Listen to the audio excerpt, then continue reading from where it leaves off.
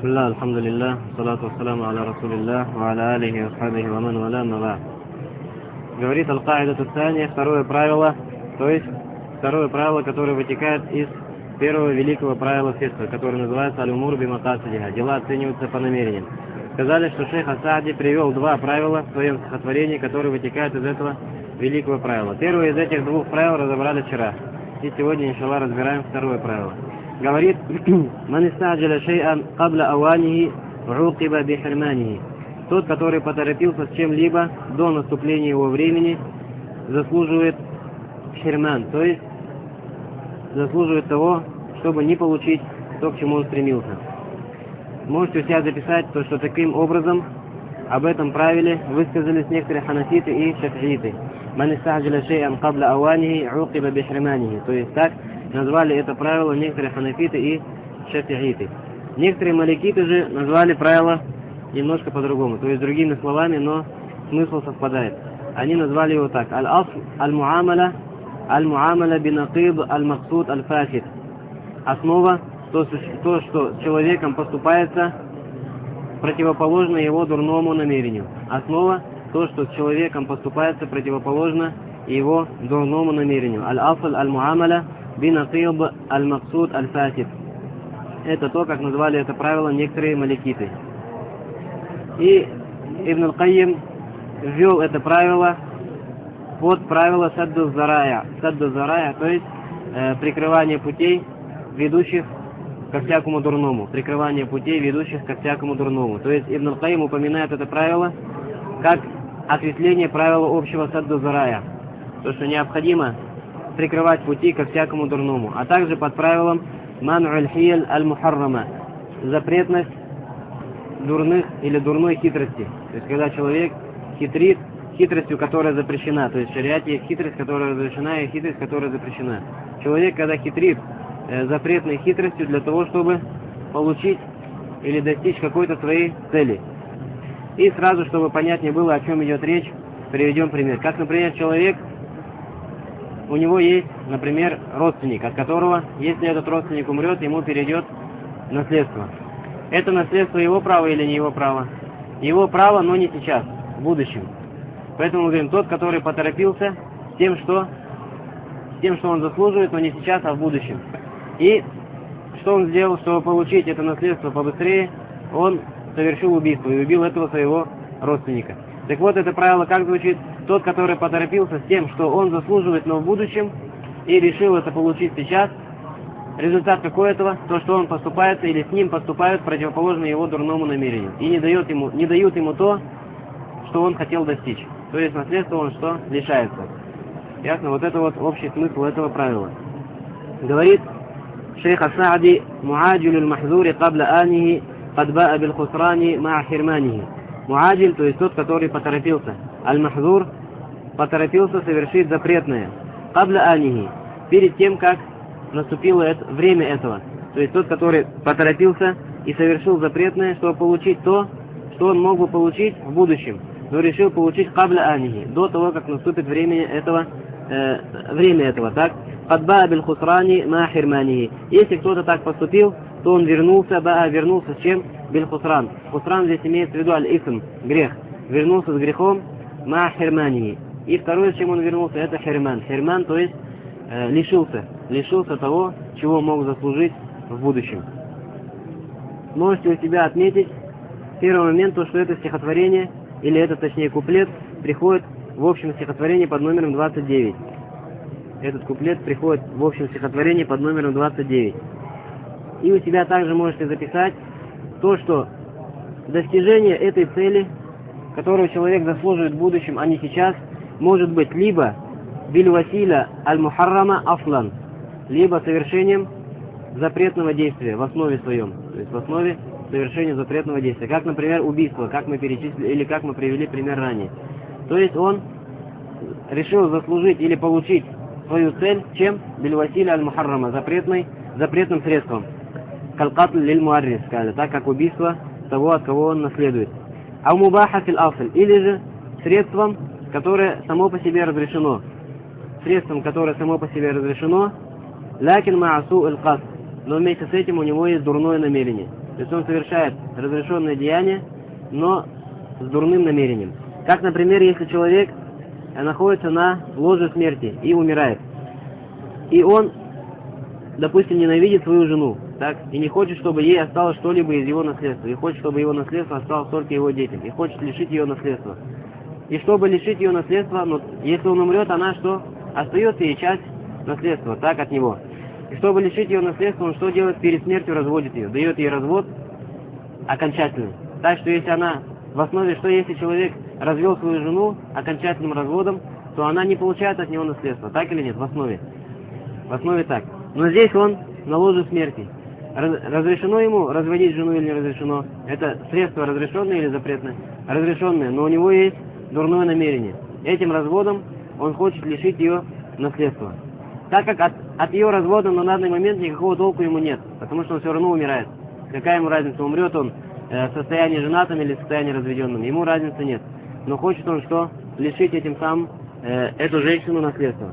И некоторые из ученых поэтому говорят, что необходимо поступить с ним противоположно его дурному намерению и все равно дать ей наследство, даже если он ее развел окончательно. И в этом вопросе есть разногласие, дальше у нас придет. Просто как для примера. Понятно? То, что достижение цели может быть двумя способами. Либо средством запретным самим по себе, как убийство, или средством разрешенным самим по себе, но при этом преследуется дурная цель и дурное намерение. Говорит шейх ас-Саади, рахимахуллах, в своем шархе на этот куплет или на это правило. هذا معنى قولهم من استعجل شيئا قبل أوانه عوقب بحرمانه. Это смысл их слов, то есть слов ученых в науке Кавад аль-Фикхия. Тот, который поторопился с чем-либо до наступления времени этого, лишается того, чего он решил достичь. Лишается, не дается ему это. Говорит «Ваза аммун фи ахкам ад-дунья валь-ахира». И это правило общее, касается как положений этой дуньи, так и положений следующей жизни. И можете у себя отметить то, что в основном подавляющее большинство ученых упоминают примеры на это правило только из постановлений дуньи и не упоминают примеров из постановлений ахира. И этим самым шейх ас-Саади выделяется среди ученых то, что его шархи и его книги содержат в себе также мауиза, то есть увещевание, содержит в себе также увещевание. Говорит «Ваядхулю фиха масаилю кафира». И под это правило подпадает множество вопросов, алейкум салям, и множество примеров. Так говорит шейх ас-Саади. И у себя подпишите то, что слова шейха ас-Саади были оспорены учеными. Точнее, шейх ас-Саади пошел этим в противоречие некоторым из ученых. Некоторые из ученых сказали, что наоборот, это правило подходит под него очень мало примеров. Очень мало примеров. И все примеры, которые приводятся учеными под это правило, на самом деле не работают. На самом деле не работают. И работают под этим правилом малое количество примеров. Некоторые сказали, что вообще один только пример. А это какой? Тот, который убьет своего наследодателя раньше, чем этот человек умрет сам по себе, то есть своей смертью естественной, тот не получает наследство. Некоторые сказали, что только вот этот один пример подходит под это правило. Поехали. Минха, говорит шейх ас-Саади, из этих примеров следующие. «Иза каталя муаррифуху». Если человек убил того, от кого он должен получить наследство в будущем. То есть, что получается в итоге? Ему наследство не переходит. У себя отметьте под этим то, что это билиджма, по единогласному мнению. Билиджма по единогласному мнению. Если человек убил своего наследодателя намеренно, то он лишается от него наследства. И при этом ученые говорят, что нет роли, было у него благое намерение или дурное намерение и так далее. То есть на намерение здесь не смотрится, зачем его убил. То есть, может быть, он убил его вообще не из-за наследства, а по каким-то другим бытовым причинам убил, и оказалось, что этот человек его наследодатель. Лишается он наследства в любом случае. Желал он наследства или не желал наследства. Если он убил этого наследодателя намеренно, то наследство он лишается. Это билиджма, это по единогласному мнению ученых. Второй пример, который приводит шейх ас-Саади, говорит «Ауман ауса лаху бишей». Или человек убил того, кто оставил ему что-либо в завещании. То есть, например, человек говорит и пишет завещание: после моей смерти я завещаю, допустим, 5-ю часть моего имущества такому-то человеку. Это называется наследство или нет? Это уже не наследство. Это что? Васия, завещание. Две разные главы фикха. Одно есть наследство. Когда этот человек умрет, то 5-я часть его имущества в данном случае по его завещанию перейдет к этому человеку. а все остальное его имущество будет поделено между наследодателями. И мы говорили то, что завещание нельзя оставлять кому? Наследникам. Нельзя оставлять завещание наследникам. Поэтому это завещание может остаться только кому? Тому, кто не является наследником. Поэтому это разные вещи, наследство и завещание. Так вот, шейх Ас-Саади говорит, если человек оставил завещание какому-либо из людей, сказал, после моей смерти 5-я часть моего имущества, например, 4-я, 3-я, без разницы, например, остается такому-то человеку. Этот первый называется как завещатель, второй называется как получатель завещания, так? Так вот, если этот, кому оставляется завещание, убьет этого завещателя раньше времени, то есть до того, как он сам умрет своей естественной смертью, говорит шейх Ас-Саади, завещание, эта часть завещания к нему не переходит. Почему? Потому что он убил его для того, чтобы получить завещание, или то, что полагается ему по завещанию, раньше времени. Поэтому необходимо поступить с ним противоположно его намерению, и что сделать? И лишить его завещания. Для чего, говорит, все это делается? Для того, чтобы Ибн аль-Каим, видишь, мы сказали, Ибн аль-Каим завел это правило подо что? Прикрывание путей ко всякому дурному. Потому что этим самым, если человек оставил завещание, этим самым он открывает дверь к дурному. То есть у этого человека, которому оставлено завещание, возникает намерение убить этого завещателя, чтобы побыстрее получить это имущество. И не ждать, пока он сам умрет. Потому что, может быть, он умрет только после того, как умрет сам тот, кому оставлено завещание. И он его не получит в итоге, так или нет? Поэтому, раз может возникнуть такое желание у человека, шариат закрывает, говорит, путь этому человеку к этому. И говорит, если ты убьешь его раньше времени, так, то есть раньше, чем он сам умрет, тогда тебе завещание не переходит. Чтобы у человека отбить желание совершать запретное. И поэтому Ибн аль-Каим также завел это правило, под какое правило? Мана аль-хияль аль-мухаррама. Запретность каких запрещенных или закрывание дверей к запрещенным хитростям. То есть человек, видишь, хитростью хочет получить это имущество. Не прямым путем, не узаконенным путем, который узаконил шариат, а посредством хитрости. И поэтому Ибн аль-Каим завел это правило под эти два больших, более обширных правила. Ясно или нет? И относительно этого есть разногласия. Дальше у нас придет. «Ау катал аль-абд аль-мудаббара саййидаху». Или если раб, который является мудаббар. Кто такой мудаббар? Если раб мудаббар убьет своего хозяина. Мудаббар — это такой раб, которому хозяин пишет тоже на бумажке. Говорит, после того, как я умру, ты становишься свободным. Опять у раба возникает желание побыстрее стать свободным, и чтобы этот его хозяин побыстрее умер. И, соответственно, это может повлечь то, что он его убьет, или организует его убийство. Понятно? И для того, чтобы такого не произошло, шейх Ас-Саади что говорит? Поступается противоположно намерению этого раба. И даже если он убьет своего хозяина, и хозяин умрет, то этот раб не освобождается, а остается в рабстве. Это для чего? Для того, чтобы отбить его желание убийства своего хозяина. Ясно? Говорит, фаиннаху юхрам. Во всех этих трех случаях человек лишается аль-мирас, валь-васия, валь-итк.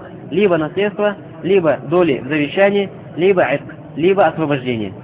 У себя здесь запишите то, что это, значит, первый пример мы сказали по единогласному мнению. Это по единогласному мнению. Почему? Потому что относительно этого пришел явный хадис пророка, саллаллаху алейхи вассалям. Явный хадис относительно есть то, что убийца не получает наследство от убитого. Это явно, поэтому здесь нет разногласий. Но в остальных двух примерах есть разногласия. И мнение, которое высказал шейх Ас-Саади, это мнение имама Ахмада. Это мнение имама Ахмада в этом вопросе. Что касается мнения некоторых шафиитов и также некоторых маликитов, то они сказали, что человек получает за это грех. То есть если он убьет завещателя или убьет своего хозяина, то он получает за это грех. Однако вместе с этим он получает долю в завещании и вместе с этим становится свободным и выходит из рабства. Ясно второе мнение в вопросе? Второе мнение в вопросе какое значит? Сказали, даже если он поступит таким образом, все равно он получает завещание и все равно освобождается от рабства, но при этом получает грех перед Всевышним Аллахом Субхану ва Тааля. Почему такого мнения придерживаются? Сказали, потому что нет явного контекста на то, что он лишается завещания. Вместе с тем, что шариат установил получение завещания этим способом.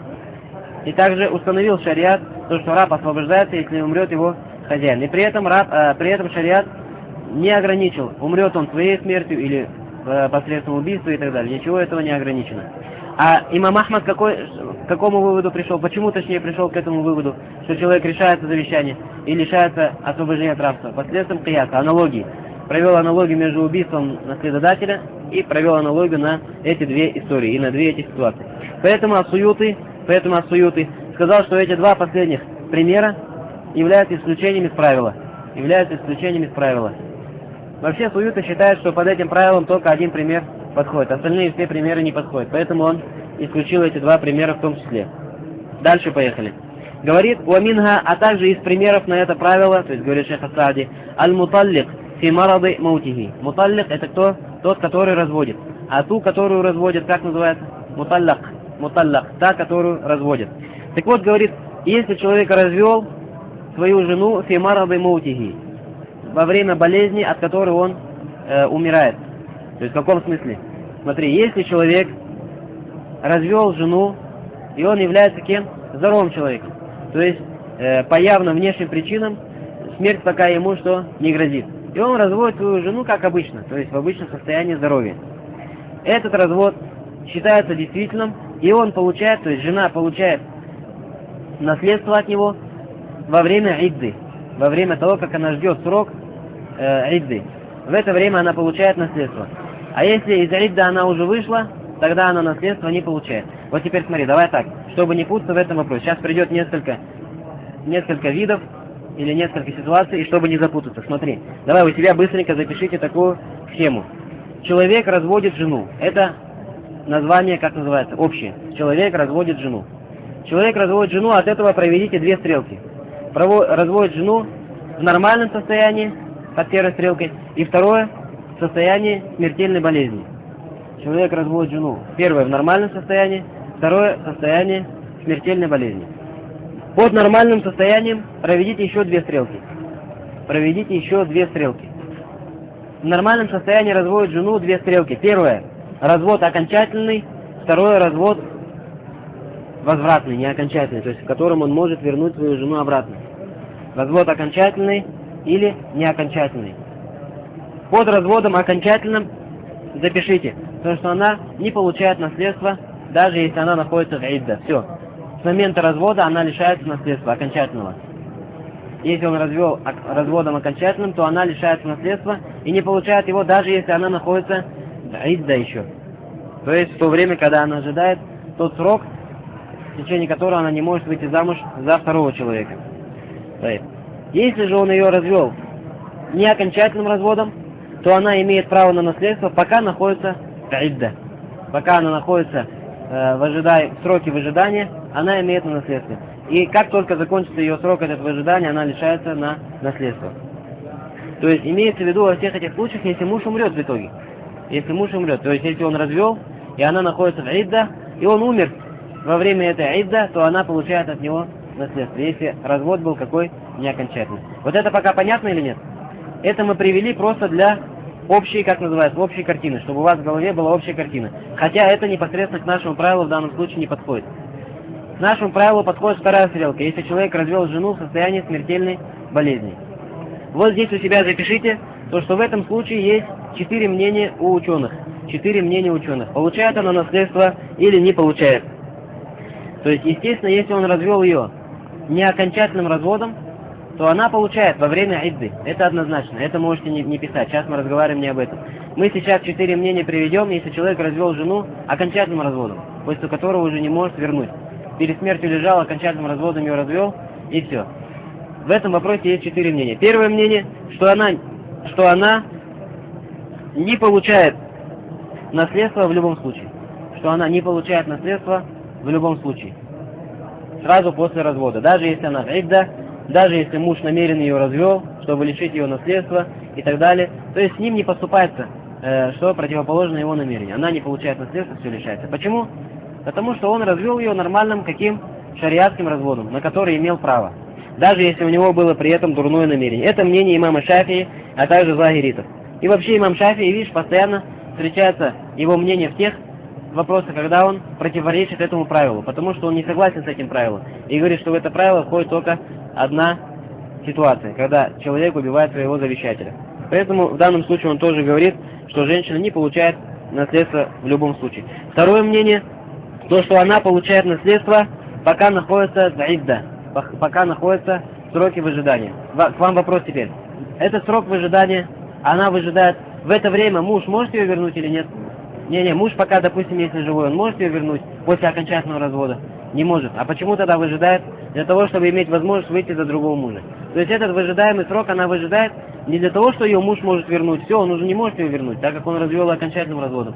Но она ждет его, чтобы иметь возможность выйти за другого человека.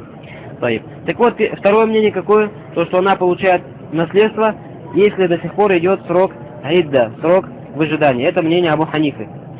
Третье мнение, то, что она получает наследство даже после идды. Даже если идда, выжидаемый срок уже вышел, но она еще не вышла замуж за другого человека. Но за другого она еще замуж не вышла. Вот это мнение ханбалитов, в том числе имама Ахмада, и также шейх Ислам ибн Таймия и Ибн аль-Кайима.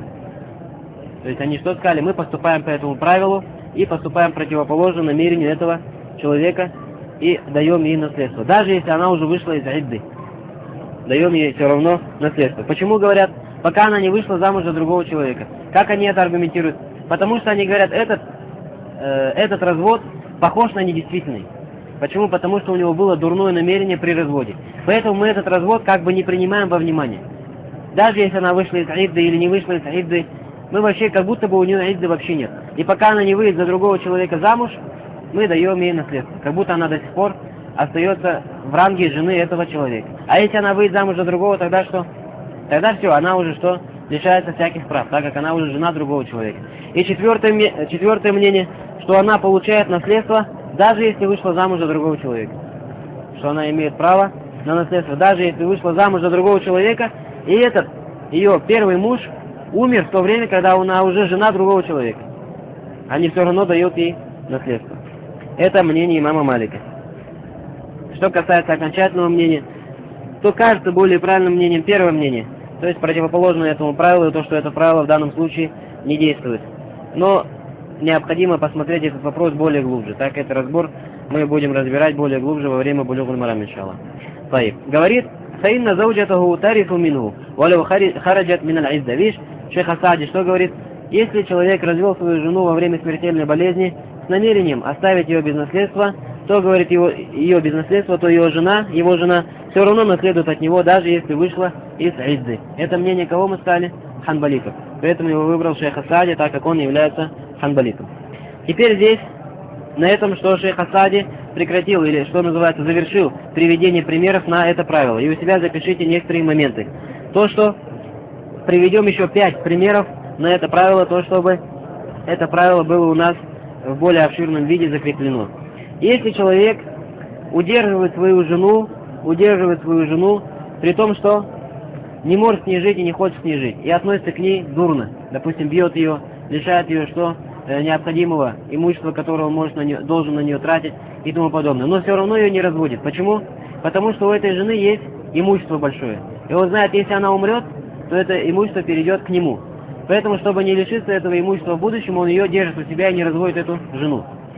Вопрос, если эта женщина умрет, переходит к нему его наследство или нет? Вот этот вопрос.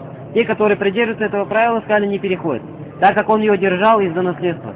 И не нужна она была ему, эта жена, но он ее мучил и держал ее у себя, не давал ей развода, хотя она не хотела с ним жить, для того, чтобы получить от нее наследство. Поэтому мы поступаем противоположно его намерению и не даем ему ее наследство. Другие сказали, нет, наследство он получает. Наследство он получает, даже если совершал такие действия. Также, если он мучил жену, бил ее и так далее, то есть ставил ее во всякое тяжкое положение, для чего? Чтобы она сама потребовала развод. Для чего это надо? Потому что в шариате, если жена сама требует развод, то муж ее отпускает и при этом забирает половину махра, которую он ей дал. Для того, чтобы... То есть он хочет ее развести, но знает, что если он сам ее разведет, то он не вернет ничего из своего махра. Допустим, заплатил дорогой махр, как это делается в арабских странах, на который копил, может быть, 10 лет, так? 10 лет копил на этот махр, работал, отдал ей, потом что, не может с ней жить. Не может с ней жить, но и не хочет ее развести. Если ее разведет, лишится чего? Лишится и махра от нее. Но он ее мучает, бьет и так далее, для чего? Чтобы она сама попросила развода, и при этом он заберет половину махра, которую он ей дал.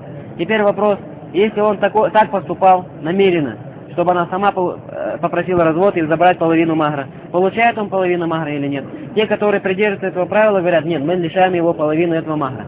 Для чего? Для того, чтобы закрыть пути ему к этим дурным деяниям. И сказать, хорошо, ты ее бей, хорошо, что хочешь не делай, но ты махр все равно не получишь. Даже если она попросит саморазвод, мы тебе махр не дадим. Так как ты это намеренно делал, чтобы получить половину махра. И человек, зная это, не будет так поступать.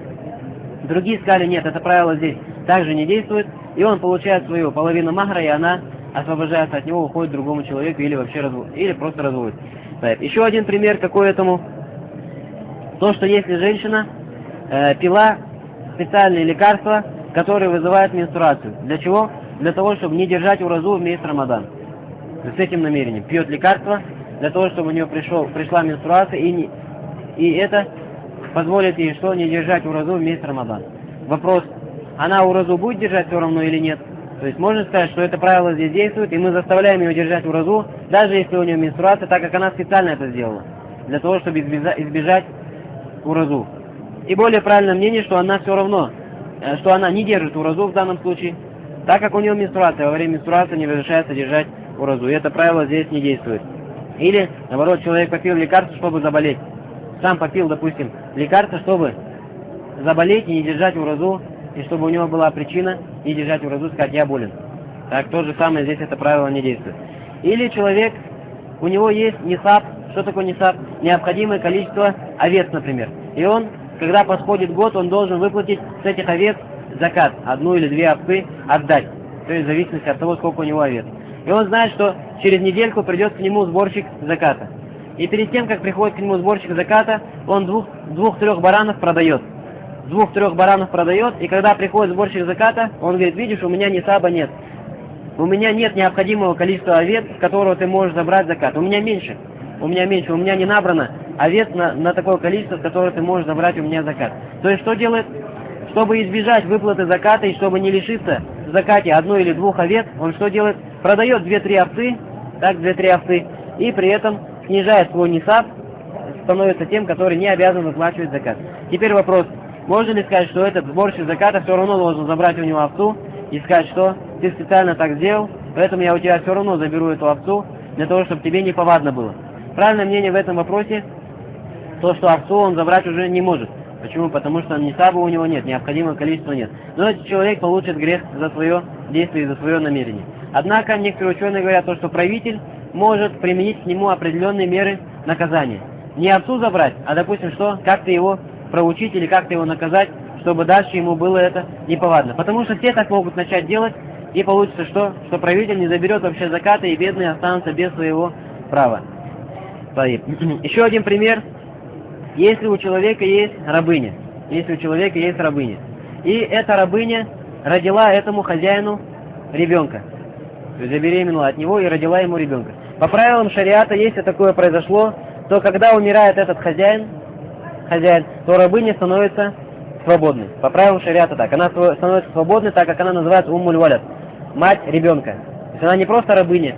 Просто обычные рабыни не становятся свободны только потому, что их хозяин стал каким? Умер, то есть.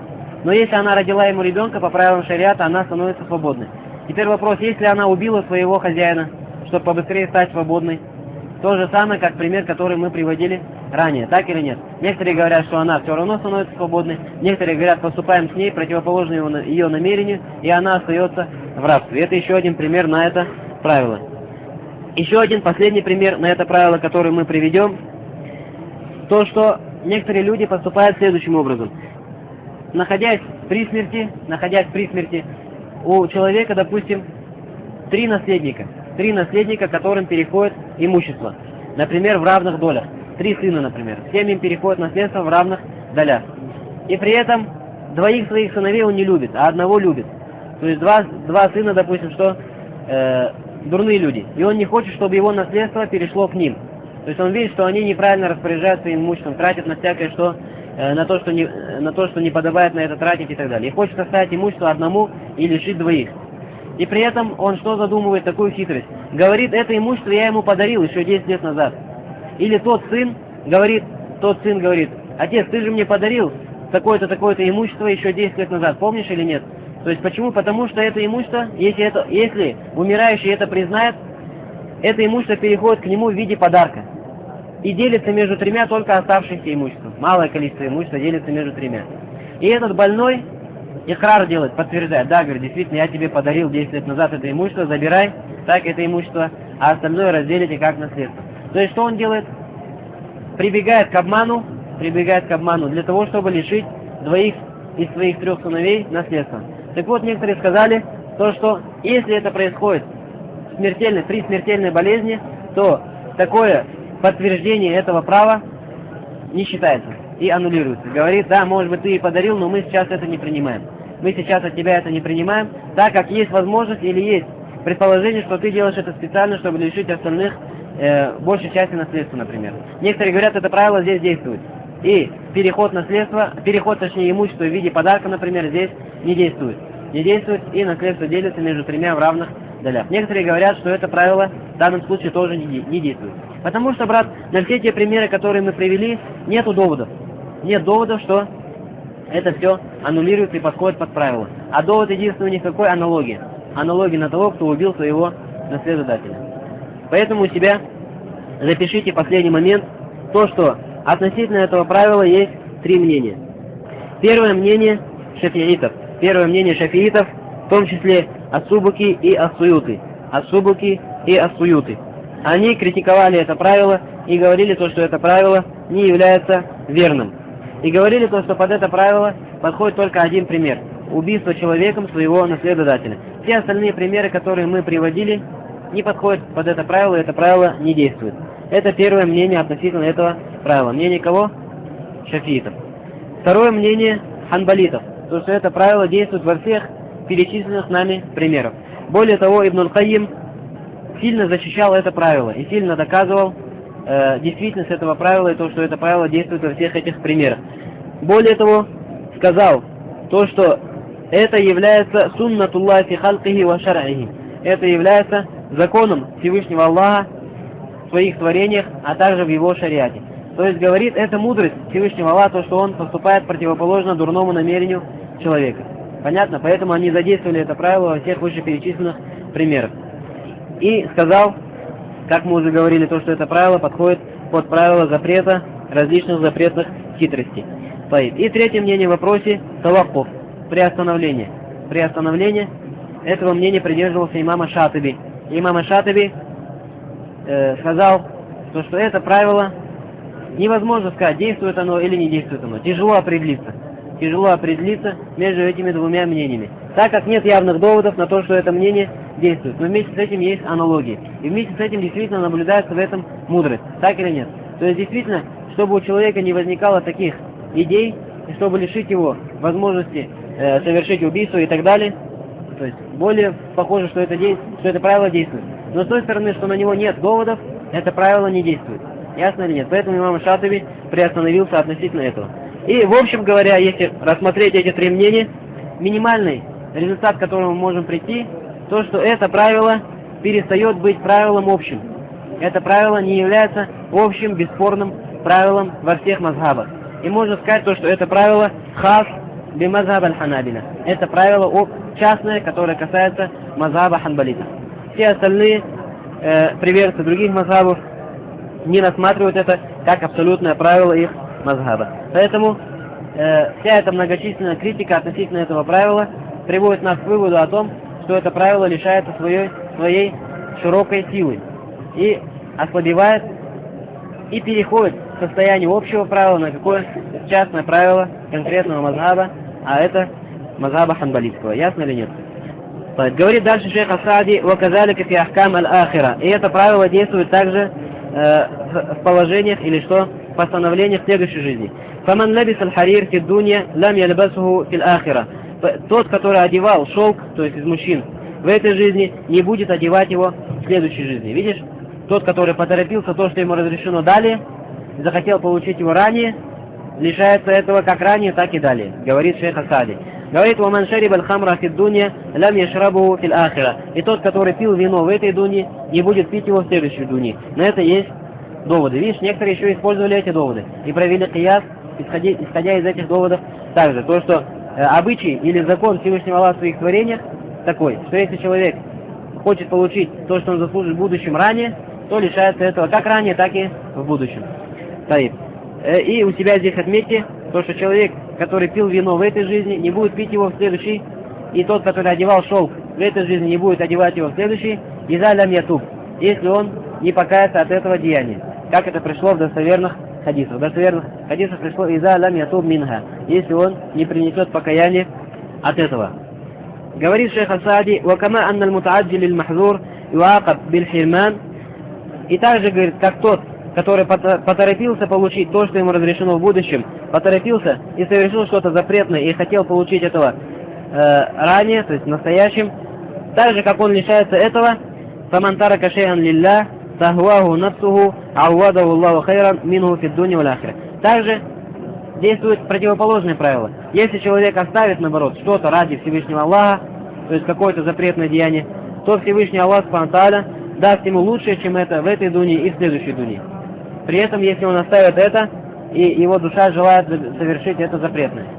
Говорит: «Фаман тарака мааси Аллах ва нафсуху таштахиха». Тот, который оставит грехи Всевышнему Аллаху, то есть не будет совершать грехи, вместе с тем, что душа его желает совершения этих грехов, «Ауадау Аллаху иманом фи кальбихи», то Всевышний Аллах Субхану ва Тааля заменит это его желание верой в его сердце, «Васаатан ва иншарахан», и широтой души, «Ва иншарахан», и сердце, душа его раскроется, то есть к наилучшим делам, «Баракатан фи ризкихи», и Всевышний Аллах Субхану ва Тааля даст ему благословение в его пропитании, «Васихатан фи баданихи», и заменит ему здоровьем в его теле, ма'амалаху мин савабилля аллази ла юкдар аля васфихи валлаху мустаан. Вместе с тем, что он еще получит награду от Всевышнего Аллаха, которую невозможно описать словами, валлаху мустаан, и Аллах Субхану лучше знает. То есть шейх Ас-Саади что здесь хочет сказать в последнем этом блоке?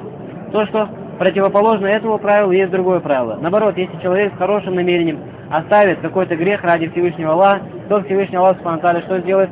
Заменит ему то, что он оставил, наилучшим. То есть, когда человек оставляет что-то из греховного, он что-то теряет или не теряет?